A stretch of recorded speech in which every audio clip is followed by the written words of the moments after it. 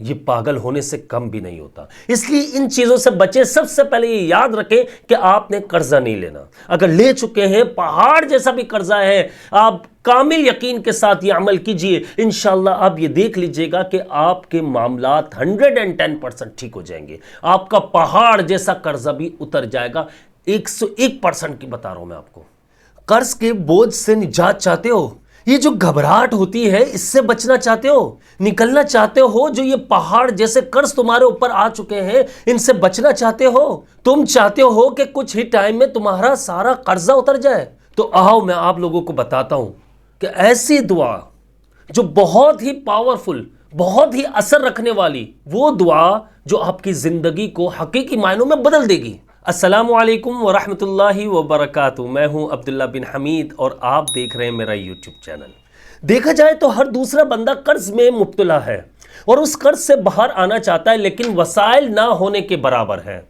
वो चाहता है कि मैं दूसरों का कर्ज उतार दूं।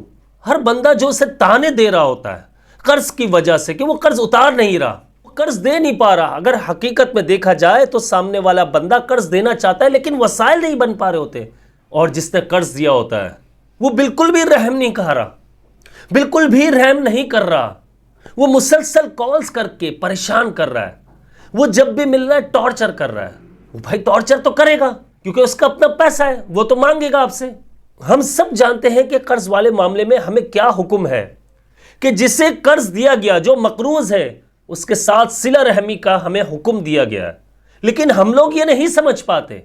हम मुसलसल उस बंदे को टॉर्चर करते रहते हैं। हमें पता है कि ये फंस चुका है, ये कर्जा नहीं दे सकता, इसके हालात नहीं है, और इसे हम टेंशन दे रहे हैं तो ये जहनी मरीज बनता जा रहा है।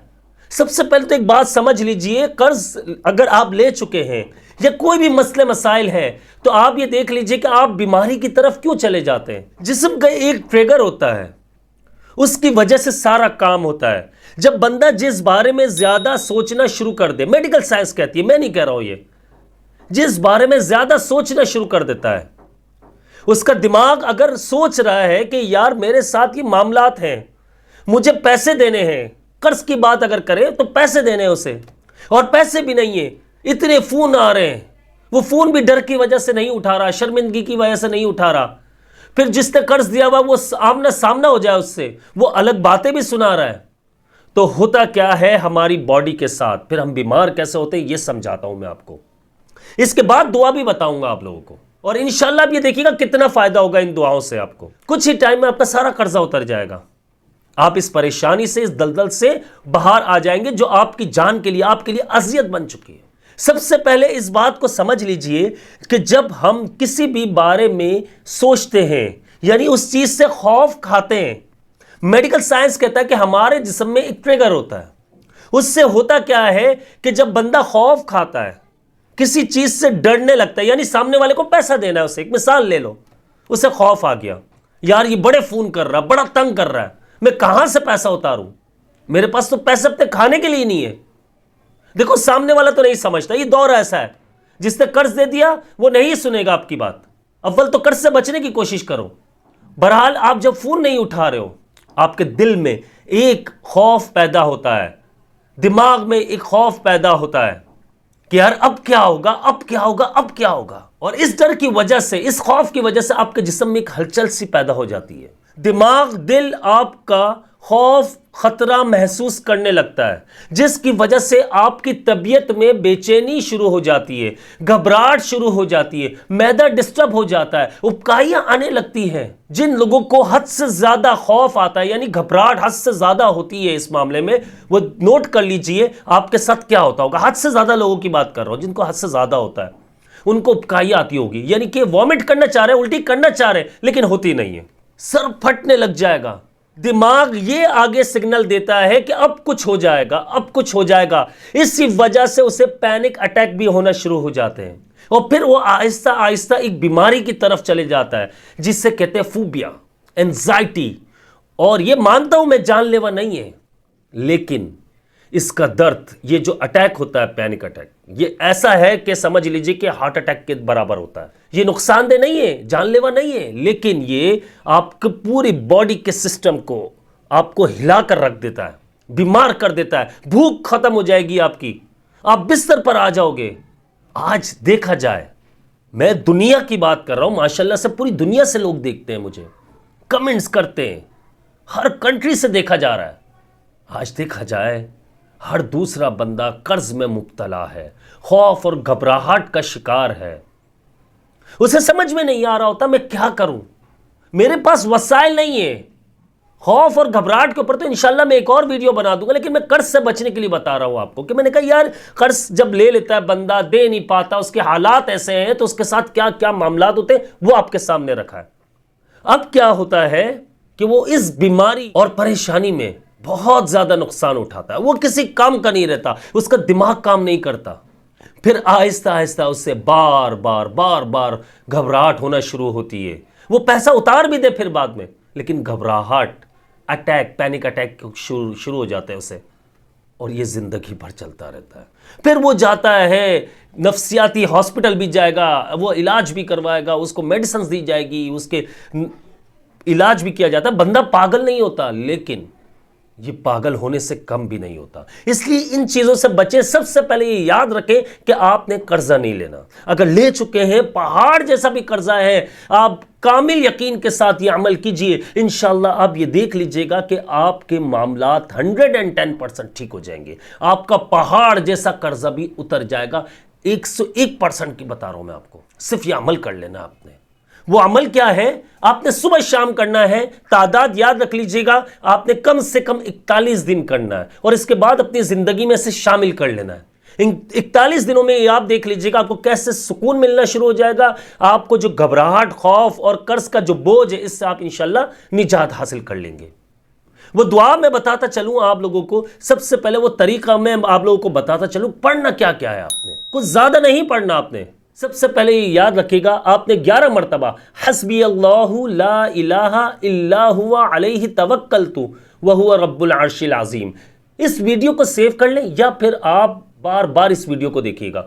ये दुआ याद कर लीजिएगा, हस्बी अल्लाहु ला इलाहा इल्ला हुवा अलैहि तवक्कलतु व हुवा रब्बुल अर्शिल अज़ीम। ठीक है, 11 मरतबा सुबह में पढ़ना है। इसके साथ ही आपने सूरतुद दुहा पढ़नी है, वद्दुहा वल्लैलि इज़ा सजा, ये वाली सूरत। इसके बाद वाली जो सूरत है, अलम नशरह लक सदरक व वदअना अन्का विज़रक, सूरह अलम नशरह की बात कर रहा हूँ, ये भी पढ़नी है आपने 11 मरतबा। हस्बी अल्लाहु वाली हमने 11 मरतबा पढ़ ली, सूरतुद दुहा पढ़ ली, और सूरह अलम नशरह पढ़ ली। ठीक है, 11 मरतबा पढ़ना है आपने। इसके बाद एक दुआ और बता रहा हूं मैं आप लोगों को।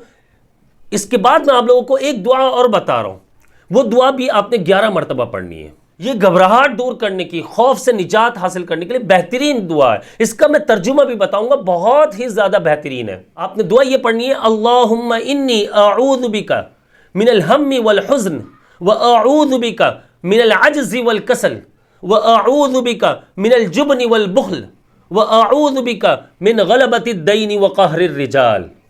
कोशिश करूंगा ये दुआ आपके सामने स्क्रीन पर आ जाए। इसका तर्जुमा भी मैं आपको बता देता हूं। ए अल्लाह, मैं तेरी पनाह मांगता हूं गम और फिक्र से, कमजोरी से और सुस्ती से, बुज़दिली से और कंजूसी से, और कर्ज के बोझ से, और लोगों के गलबे से। आप नोट कर लीजिए कैसी दुआ है। अल्लाहुम्मा इन्नी अऊज़ु बिका मिनल हम्मी वल हुज़्न व अऊज़ु बिका मिनल अज्ज़ि वल कसल व अऊज़ु बिका मिनल जुब्नि वल बुख़्ल व अऊज़ु बिका मिन गलबतिद दैन व क़हरिर रिजाल। बड़ी बेहतरीन दुआ है, बड़ी मुजर्रब दुआ है। 11 मरतबा आपने पढ़नी है। अब यही आपने सुबह और शाम कर देना है इसको। ठीक है, ये आप लोगों को बिल्कुल सिंपल बता रहा हूं मैं, आप लोगों ने कुछ भी इसमें टेंशन नहीं लेनी है। 11 मरतबा आपने हस्बी अल्लाहु वाली पढ़नी है दुआ, सूरत दुहा पढ़नी है, वद्दुहा वल्लैलि इज़ा सजा, सूरह अलम नशरह पढ़नी है, और इस 11 मरतबा, इसके बाद 11 मरतबा ये दुआ जो मैंने आपको बताई, अल्लाहुम्मा इन्नी अऊज़ु बिका मिनल हम्मी वल हुज़्न। आपने इसके बाद आपने खूब रो रो कर दुआ मांगनी है अल्लाह ताला से। अब सुबह में कभी भी पढ़ सकते हो, शाम में आप मगरिब के बाद पढ़ेंगे। ठीक है, ये याद रखना है आप लोगों ने। और खूब दुआ मांगनी है अल्लाह ताला से। जो भी परेशानी है आपके ऊपर, कर्ज की या रिस्क की तंगी की, जो भी मसले मसाइल है, या आपको घबराहट होती है, खौफ आता है, तो आप लोगों ने ये इस दुआ पढ़ने के बाद आपने खूब दुआ मांगनी है अल्लाह ताला से। और फिर देख लीजिएगा आप कुछ ही दिनों में इंशाअल्लाह कैसे आप सारे मामलात आपके ठीक होते चले जाएंगे। बस एक काम कीजिएगा, अपने भाई को दुआओं में ज़रूर याद रखिएगा, और इसको 41 दिन तक कीजिए। इंशाअल्लाह आप ये देख लीजिएगा कि आपको बड़े फायदे देखने को मिलेंगे। और आगे माह रमज़ान भी आ रहा, बड़ा प्यारा बरकतों वाला महीना भी आ रहा है, तो इसलिए ख़ास आप लोगों ने ये अमल भी करना है और अभी से शुरू कर लीजिए और इंशाअल्लाह बड़ा फ़ायदा होगा आपको उसका। अब मुझे इजाज़त दीजिए। जिन्होंने अब तक मेरे चैनल को सब्सक्राइब नहीं किया, लाजमी सब्सक्राइब कर लीजिए, बेल आइकन प्रेस कर लीजिए। और देखिए, सब्सक्राइब करने का इसलिए कह रहा हूँ इस वक्त कि आप लोगों को इसका फ़ायदा मिलेगा इंशाल्लाह। रमज़ान में रमज़ान सीरीज़ शुरू हो रही है और इंशाल्लाह आपको बहुत सारी चीज़ें आपको सीखने को मिलेंगी, बहुत सारी दुआएं, और रमज़ान में क्या क्या किस तरह से इबादतें करनी है हम लोगों ने, वो सब सीखने को मिलेगा। इसलिए चैनल को लाजमी सब्सक्राइब कर लीजिएगा, बेल आइकन को प्रेस कर लीजिएगा। मुझे अपनी ख़ास दुआओं में याद रखिएगा, वीडियो को शेयर करना ना भूलिएगा। अस्सलामु अलैकुम व रहमतुल्लाहि व बरकातुहू।